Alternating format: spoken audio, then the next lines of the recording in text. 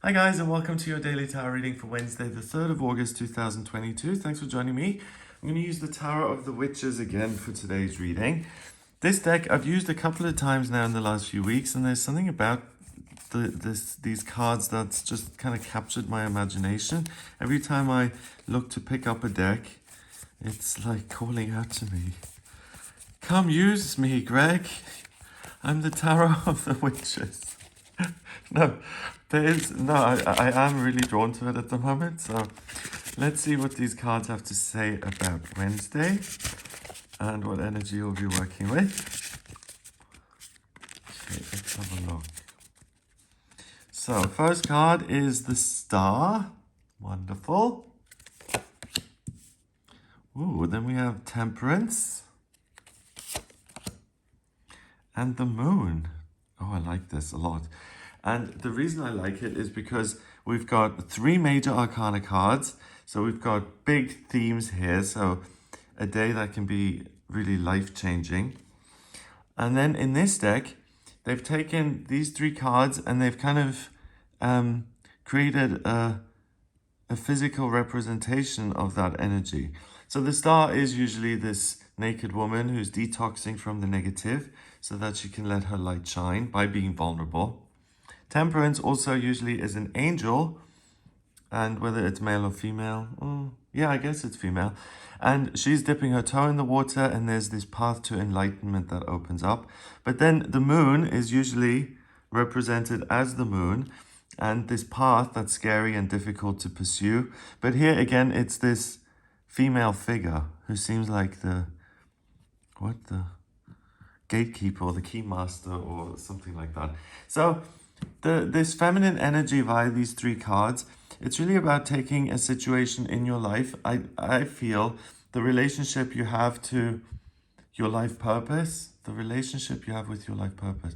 What I mean by that is, how do you feel about where you're at in life and the plans you've got for the future? Are you just totally encouraged and you're like, the world is just full of endless opportunity and any wonderful thing can happen, and I'm going to go out and create all these amazing things? Or you like in a different place where it's like, I don't know what I want and I feel flat. So the relationship you have with your life purpose is such in that way. That's what I mean. Then the relationship you have with yourself. So do I see myself as this star-like person who's got this amazing future ahead of them? Or am I bogged down with my own problems and the difficulties that I have to endure? And then finally, the Moon is about, how do I deal with my own fears? Do I keep walking and have faith that things are going to work out? Or do I let things terrify me? And do I let the world dictate what I do? Do I pick my battles and then do I pick the wrong ones? So it's a day of personal revelation because you're clearly able to see where you're at in terms of your life purpose, the relationship you've got with yourself, and then how you respond to real life stuff that may be difficult or scary, frightening. So it's a day where you can really gain a lot of self-knowledge, and then by understanding your own triggers and like what makes you shut down, for instance, then you're able to put things in place so that you can handle those situations. So for instance, if you find it really difficult to deal with paperwork, right? And you know that about yourself, and you have like a fender bender in your car, and the other person, you speak to them and they want to go through the insurance. Then this huge fear thing comes up for you. Oh my God, I'm going to have to get in touch with the insurance company and fill out all these forms. I spoke to in the example, I spoke to my friend about this, and I said I have this fear of paperwork, and they said, next time you're in a situation like that, I will help you out. So because you were aware of this trigger for you, you spoke to someone about it, you asked for help, and now that you do have a situation like that that you need to deal with, you've got things in place that serve as a support. So self-knowledge can then allow you to improve the situation for yourself by, delegating and putting structures in place to help you out. But where was I? So, right, so let's look at the Star first. The Star is the 17th card in the major arcana. So you've done a lot of journeying already by the time you get to this card. And the Star is about realizing that you're the center of your own universe, and that certain things will hold you down and certain things will elevate you. And you've got a choice whether you go with the elevated stuff or whether you let yourself be controlled. And I mean, when you put it like that, it seems very straightforward. But some of us don't want to be in the limelight. Some people don't want attention or to take responsibility. They just want to kind of, skate along unseen and unheard. But the star card is saying that's not an option. You're either all in or you're all out. Either you let yourself be submerged in the water of like anxiety and a lack of self-belief, or you go all the way and you say, I'm amazing and I'm going to let my light shine. There's no in between. Then we've got this, is it a crane or like a stork? I never see this bird in the cards really. I like to read symbols, and the first thing that's coming to mind is like the stork delivering the baby. But then also it's kind of fishing and being able to spot things that other people cannot and having a particular talent.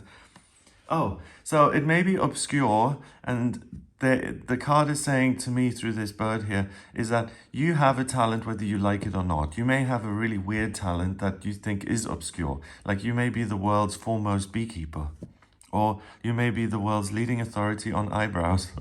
What, like anything that you may not have picked for yourself, you would have much rather been an actor or a rocket scientist or something else. But you have this talent, and even then, it's like, well, do I really want to use this talent? When the universe hits you that hard and says, this is something you're good at, my approach is listen, pick it up and run with it, because it's been given to you for a reason. Okay, so this card is saying there's this realization of your special, unique gift and talent that you can run with and do something amazing with. The Temperance card is about, again, going through your own fears and finding your path to enlightenment or self-fulfillment, self-actualization, realizing your life purpose. It's kind of like the lotus flower making its way through the mud and to the surface. And before I forget, all of these three cards have water in them. Usually the moon card has water at the front and this lobster coming out. This card is the angel dipping its toes in the water and then finding a way through the pond. And this is about letting go of the water and kind of standing in it. So each one has a different approach. Here, the water, the intuition, the fears, the anxiety seems overwhelming and treacherous. Here, it seems as a way to cleanse, but something like a process that you have to go through, like a ritual to understand. So the difficulty and the fear teaches you and helps you. And here it's about then letting go of all of that and transcending it. So the cards are saying that fear and facing the things that are uncomfortable, by facing that stuff head on and going through it, that's what then allows you to understand the specific issues about you, the information that you need to kind of then delegate and put other things in place. That's done through the emotional work. So face it and learn from it. Don't try and run away from it or escape it. It's really about understanding in order to transcend and let go of. Okay, so the Temperance card then is having faith that there is a particular path laid out for you. And if you listen to your higher self, you'll be told what that path is. And there is this otherworldly influence via both these cards. It's like you're reaching another level of consciousness here. You're ascending to something bigger. And the Temperance card is like the angels are talking to you. And because you have all this support, you're able to throw out the fear and the doubt and the things that hold you back because you feel so strong in these two areas. The Moon card then usually is about, oh no, I have this scary path ahead of me. How am I going to do it? I have to have faith. I have to turn to something bigger, which is easy for you on this day. Here we've got this kind of, like key guardian person. So she is able to open the way. She's able to understand how to move on. She's got these wolves here, so she's an intimidating figure.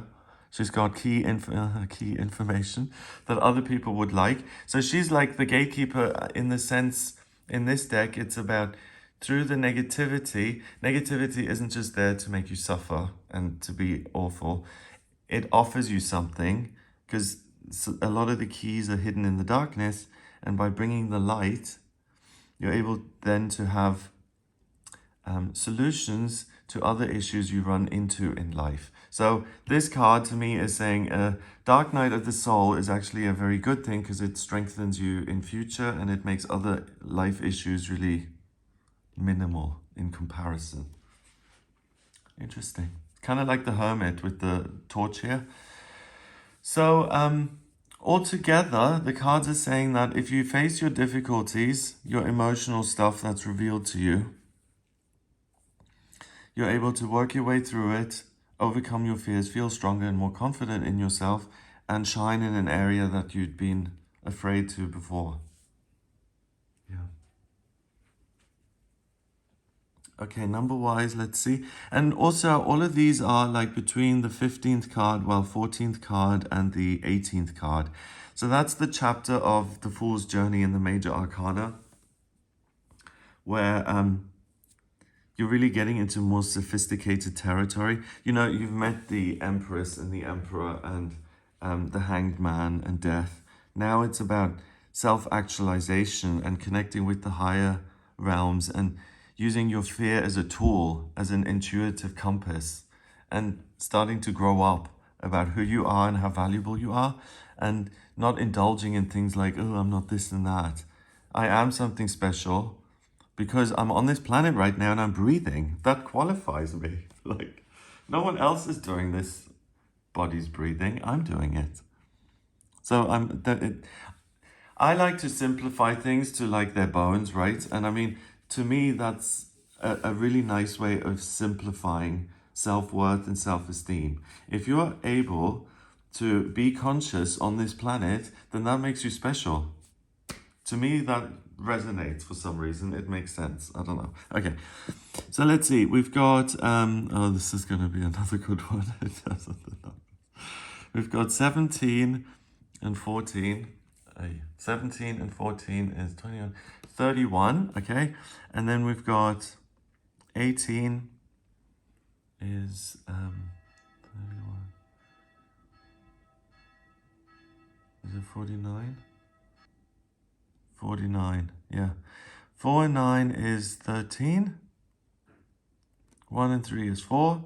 4 is structure and security in numerology. Okay, so it's understanding yourself more, feeling more secure and safe and grounded in the person you are and the person you've come to understand and build a relationship with over time, and having a greater sense of ease and authority as a result of that strong relationship. So the cards are really saying that this whole process of facing your shadow self and doing the inner work, it's worth doing, because the reward is contentment and serenity and peace of mind. Yeah. Okay, so that's what I get for you on this day. I hope you have an amazing Wednesday. If you'd like a personal reading with me, please get in touch via my website. It's gregoryscott.com. On the front page, click on book your reading to audio reading with me. And if you like this video, give it a thumbs up. Please hit subscribe and share the video online. Have an amazing day, and I'll speak to you tomorrow.